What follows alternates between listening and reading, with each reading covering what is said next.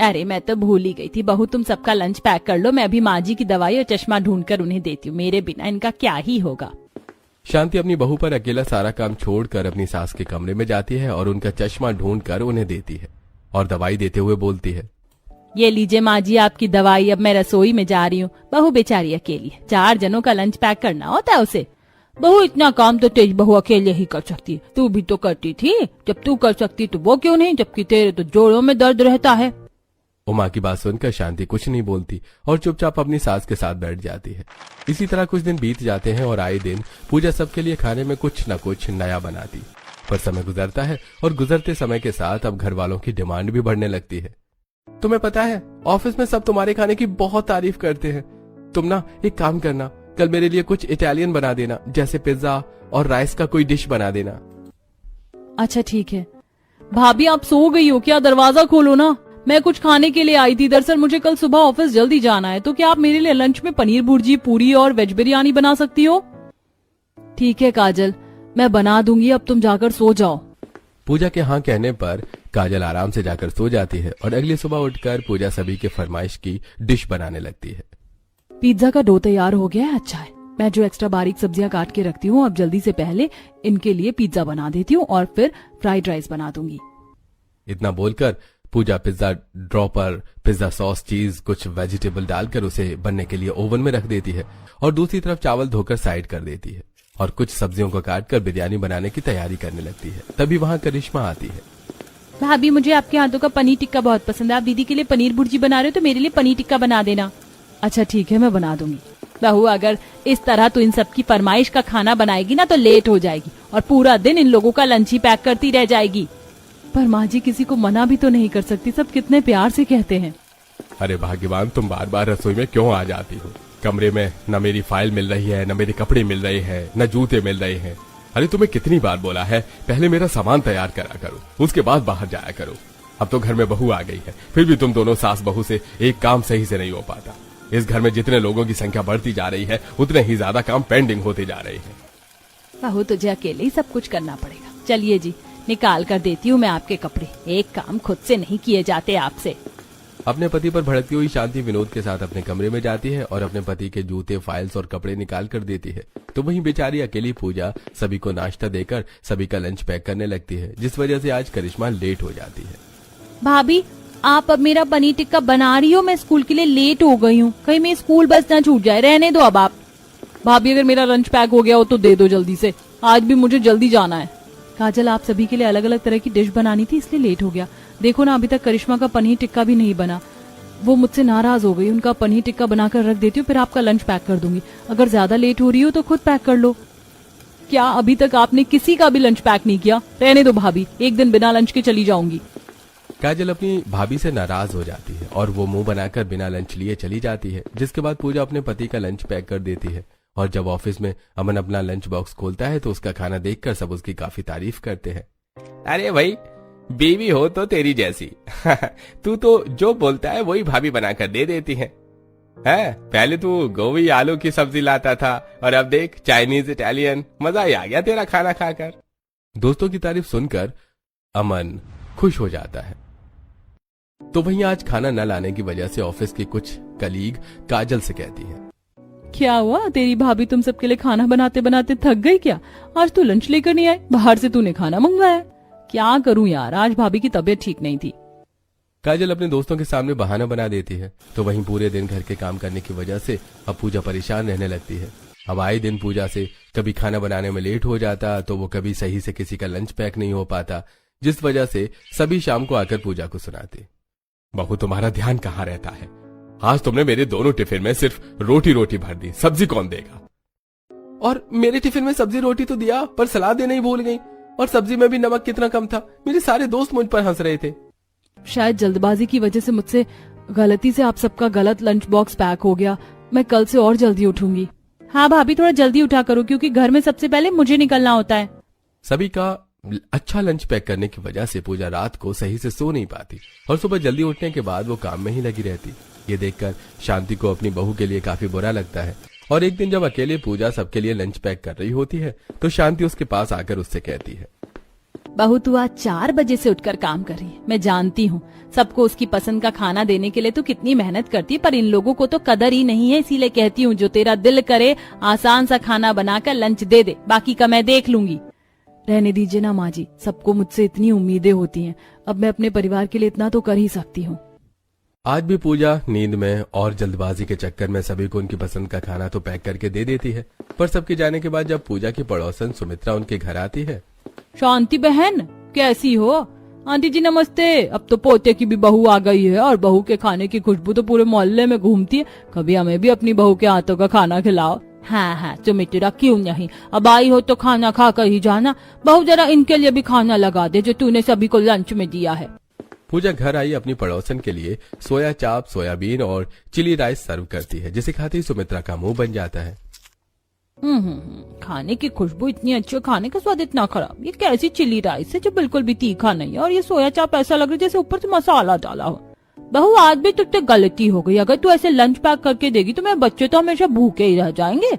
माँ जी 4 जने का लंच पैक करना होता है और सभी एकदम से बहू को अपनी फरमाइश बताते हैं। अब एक तरह का खाना बनाना हो तो बहू बनाए। बेचारी सबकी पसंद का खाना बनाने के लिए 4 बजे सुबह उठती है। अब जल्दबाजी में कुछ ना कुछ गलती तो होगी ही। रहने दे शांति, अगर इसी तरह से बहू की तारीफ करती रही ना तो देखना एक न एक दिन पछताना पड़ेगा तुझे। अपनी दादी सास की बात सुनकर पूजा को बहुत बुरा लगता है और शाम को आते ही काजल अपनी भाभी पर नाराज होने लगती है। भाभी अगर आपका दिल नहीं करता लंच पैक करने का तो मत दीजिए, मैं अपना लंच कल से खुद पैक कर लूंगी। कितना घटिया खाना बनाने लगी हैं आप। पहले तो आप अपनी मर्जी से तरह तरह के पकवान बनाकर देती थी, पर अब लगता है आप हमारे लिए लंच बनाना ही नहीं चाहती। बहू अगर तुमसे काम नहीं होता तो बोल दो, तुम्हारी सास रसोई संभाल लेगी। शांति मेरे लिए कल से तुम ही लंच बनाना। इन लोगों को बस खाने में कमियां नजर आती है, मेरी मेहनत नहीं। पूजा दुखी होकर अपने कमरे में चली जाती है। इसी तरह कुछ दिन बीत जाते हैं और एक दिन पूजा के मायके से फोन आता है और वो रोते हुए अपने परिवार से कहती है, अमन, पापा जी, दादी जी, मेरे मायके से फोन आया, मेरी माँ की तबीयत बहुत खराब है। मेरी छोटी बहन वहाँ पर अकेली है, मुझे गाँव जाना होगा। क्या गाँव जाना होगा? पर ऑफिस के सिलसिले से मुझे परसों बाहर जाना है 1 हफ्ते के लिए। कुछ दिनों बाद मेरी रिक्वायरमेंट है और शादी में भी मैंने 1 महीने की छुट्टी ली थी। ऑफिस की तरफ से छुट्टी मिल पाना बहुत मुश्किल होगा मेरे लिए। अरे बहू की माँ की तबीयत खराब है, बहू बेचारी अकेले तो गांव जाएगी नहीं। पहली बार वो अपने मायके जा रही है शादी के बाद। अमन तू मेरी और बहू की टिकट बना दे, मैं बहू के साथ जाऊंगी। ये सही रहेगा। शांति तुम बहू के साथ चली जाओ और जब उसकी माँ की तबीयत ठीक हो जाए तो बहू के साथ आ जाना। अमन तू कल की ही टिकट बना दे। इमरजेंसी होने की वजह से सुबह के 5 बजे ही पूजा सबका लंच बनाकर अपनी सास के साथ अपना सामान लेकर अपने मायके के लिए रवाना हो जाती है। और पूजा के जाने के बाद करिश्मा अपनी दादी से कहती है, दादी घर में अब ना ही तो माँ है और ना ही भाभी, मेरा लंच कौन बनाएगा? दीदी भैया पापा तो बाहर काम करते हैं, पैसे कमाते हैं, वो तो बाहर भी खा लेंगे। मैं तो बाहर का भी नहीं खा पाऊंगी, पूरे दिन मुझसे भूखा नहीं रहा जाएगा। मुझसे भी बाहर का खाना नहीं खाया जाएगा। मैं 70 की उम्र में क्या ही कर पाऊंगी? काजल है ना, आपसे लंच बॉक्स बनाने का काम काजल का है जब तक बहू आ नहीं जाती। क्या मैं? अरे बेटा कुछ दिनों की ही तो बात है और खाना बनाना तो तुझे आता ही है ना। सबके कहने की वजह से काजल उसकी बात मान जाती है और अगले दिन उसकी आंखें नहीं खुलती और उमा उसे बार बार उठाती है। अरे नालायक, उठ जा वरना ऑफिस के लिए लेट हो जाएगी। और लंच नहीं बनाना क्या, या बाहर का खाना है तुझे? ना शांति है और ना ही पूजा बहू, और ये उठने का नाम नहीं ले रही है। सभी घरवाले काजल के मुंह पर पानी डालते हैं, जिसके बाद काजल चौंक कर उठती है। बारिश हो रही है। बारिश नहीं हो रही है, सुबह हो रही है, जल्दी से लंच बना दे। दीदी मेरा मैगी बना देना। अच्छा मैं ऑफिस ना जाऊं, तेरे लिए मैगी बना दूं और बाकियों के लिए रोटी सब्जी। मैं जो बनाऊंगी वही लेकर जाना होगा। अब जल्दी से काजल उठकर सबसे पहले फ्रेश होने जाती है और तुरंत तैयार होकर रसोई में जाकर सब्जी काट कर एक तरफ बनने के लिए रख देती है और आटा गूंथने के लिए बैठ जाती है। जब तक वो आटा गूंथती है उसकी सब्जी जलने लगती है। अरे तू नीचे बैठकर आटा गूंथ रही है, तुझे सब्जी जलने की महक नहीं आ रही है क्या? जल्दी से गैस बंद कर। काजल जल्दी से उठकर सब्जी देखती है। अच्छा है, ज्यादा सब्जियां नहीं जली। अब जल्दी से लंच पैक करो सबका। मैं रोटियां बना रही हूँ, लेट हो गई हूँ मैं तो आज लंच पैक करके। अब अमन जल्दी जल्दी लंच पैक करता है और काजल रोटियां बनाने लगती है, जिसमें से उसकी कुछ रोटियां जल जाती हैं तो कुछ कच्ची रह जाती हैं। अरे तुझसे तो एक काम सही से नहीं हो रहा है, सब्जी भी जला दी और रोटी भी। भैया जो बनाकर दे रही हूँ खा लो, वरना ये भी नहीं मिलेगा। और आप तो 1 हफ्ते के लिए बाहर जा रहे थे ना, फिर घर में क्या कर रहे हो? मेरा काम पोस्टपोन हो गया है, अब अगले महीने जाना है। इस तरह जल्दी जल्दी काजल सभी का लंच पैक कर देती है और सभी लोग बिना खाए स्कूल और ऑफिस के लिए निकल जाते हैं। और लंच टाइम में जब सब अपना लंच का डिब्बा खोलते हैं तो उनके ऑफिस फ्रेंड्स उनका आज का खाना देखकर हंसने लगते हैं। अरे भाई क्या बात है विनोद, भाई कुछ दिनों से तुम तरह तरह के पकवान लेकर आ रहे थे और आज जली हुई रोटी और जली हुई सब्जी लेकर आ गए। अरे आज तुमने सुबह ऑफिस में चाय भी पी थी और चाय के साथ बाहर से समोसे भी मंगवाए थे। घर में सब ठीक तो है? भाई साहब सब ठीक होता तो बेटी के हाथों का बनाया हुआ ये जला कटा खाना थोड़े न लेकर आता। बहू के खाने की याद आ रही है, पर मेरी बहू तो कुछ दिनों के लिए अपने मायके गई है, उसकी माँ की तबीयत ठीक नहीं है। जब ऑफिस में विनोद अपनी बेटी के हाथों का लंच खाता है तो उसे अपनी बहू के खाने की याद आती है। इसी तरह 2 दिन बीत जाते हैं और सुबह जल्दी उठकर खाना बनाने की वजह से काजल और बाकी सब लोग ऑफिस के लिए लेट होते हैं और इसीलिए अब रात को ही काजल को सब्जियां काट कर रख लेती है। तू इतनी रात को रसोई में क्या कर रही है और ये सब्जियां क्यों काट रही है? क्योंकि दादी मैं थक जाती हूँ अकेले सुबह खाना बना कर जाओ, फिर रात को आकर सबके लिए खाना बनाओ, फिर सुबह जल्दी उठो, फिर नाश्ता बनाओ, इसलिए सुबह की तैयारी भी अभी कर रही हूँ। दीदी जब भाभी थी तो मैं जो बोलती थी वो बना देती थी, पर आप तो सादी रोटी सब्जी भी ढंग से नहीं बना पा रही। क्योंकि वो भाभी थी और ये मैं हूँ, समझी? अब भाग यहाँ से और घर की अच्छे से साफ सफाई कर। साफ सफाई का काम तेरा है, भूल गई क्या? काजल के कहने पर करिश्मा साफ सफाई का काम करने लगती है और काजल पूरी रसोई साफ करके सो जाती है। अगली सुबह फिर से उसकी आंख नहीं खुलती, जिस वजह से आज भी वो खाना बनाने में लेट हो जाती है। अरे खाना बना या नहीं? अरे तुम दोनों में से कोई मेरा चश्मा ढूंढ के देगा, मुझे दवाई देगा या नहीं? पापा मैं भी इंसान हूँ, ऑफिस और रसोई दोनों मैं एक साथ नहीं संभाल सकती। करिश्मा दादी का चश्मा ढूंढ और उन्हें दवाई दे। मैं आज भी स्कूल के लिए लेट हो गई हूँ ना, टीचर मुझे बाहर खड़ा कर देंगी। रहने दो, अपना लंच खुद बनाकर ले जाना। पापा आप मुझे पैसे दो, 8:30 होने को हैं। करिश्मा अपने पिता से पैसे लेकर चली जाती है और आज विनोद भी बिना लंच लिए ही ऑफिस जाता है और बाहर से खाना मंगवाता है। इसी तरह 2 दिन और बीत जाते हैं और इस बार जानबूझकर काजल रात को ही ज्यादा खाना बना लेती है। अरे तुझे तो खाना बनाने का भी हिसाब नहीं है, तूने कितना सारा चावल बना लिया और सब्जी भी बच गई। काजल तू ऐसे अपना ससुराल संभालेगी? देख कितना बर्बाद हो गया। दादी सुबह मैं भाभी की तरह 10 चीज तो क्या 2 चीज भी ढंग से नहीं बना पाती, इसीलिए मैंने रात को ही ज्यादा खाना बनाया ताकि सुबह भी यही लंच में लेकर जा सकें। अब क्या हम बासी खाना लेकर जाएंगे? करिश्मा की बात सुनकर काजल उसे आंख दिखाती है और करिश्मा चुप हो जाती है। अब अगली सुबह काजल चावल में ऊपर से मिर्च, प्याज, टमाटर और कुछ मसाले डालकर उन्हें सब्जी के साथ फ्राई कर देती है और उसे ही लंच के लिए पैक कर देती है, जिसे सब लंच में ले जाते हैं और टाइम से पहुंच जाते हैं। पर जब करिश्मा स्कूल में अपना लंच बॉक्स खोलती है तो उसकी खाने से बदबू आने लगती है।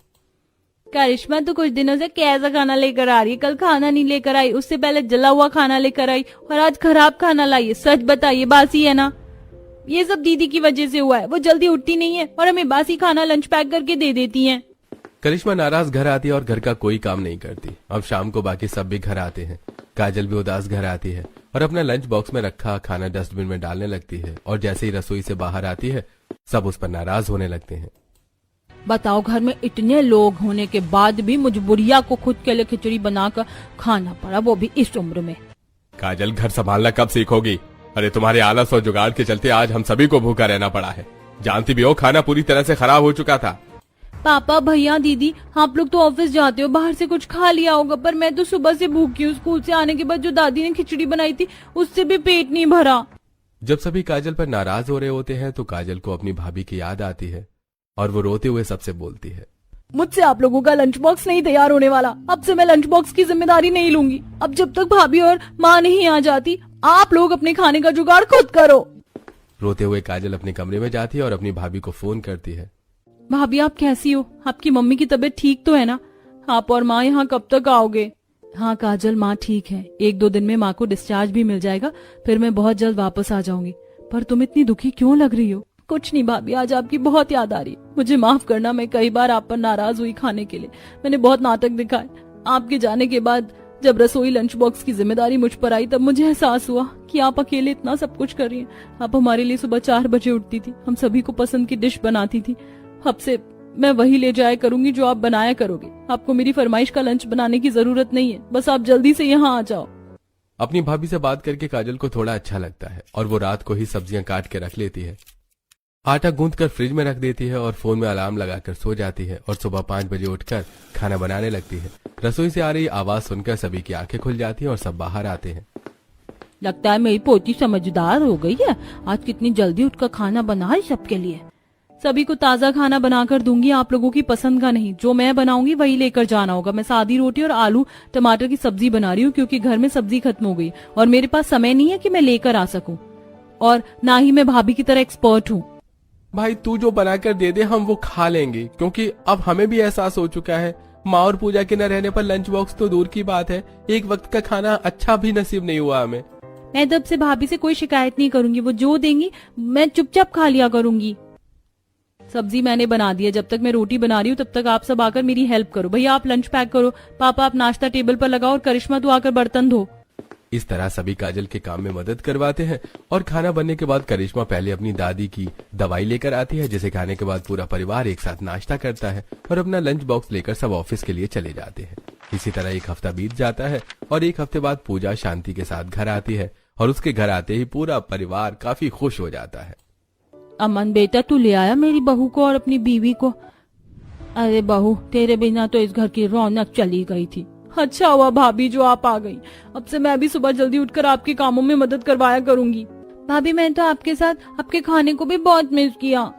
पूजा के आने के बाद सभी घर वाले काफी खुश हो जाते हैं और अगले दिन जब पूजा सबके लिए रसोई में जाकर लंच बनाने जाती है तो काजल आकर अपनी भाभी की काम में मदद करवाती है और पूजा जो लंच बॉक्स बनाकर घर वालों को देती है वो सब अब चुपचाप ले जाते हैं और फिर कभी कोई डिमांड नहीं करते।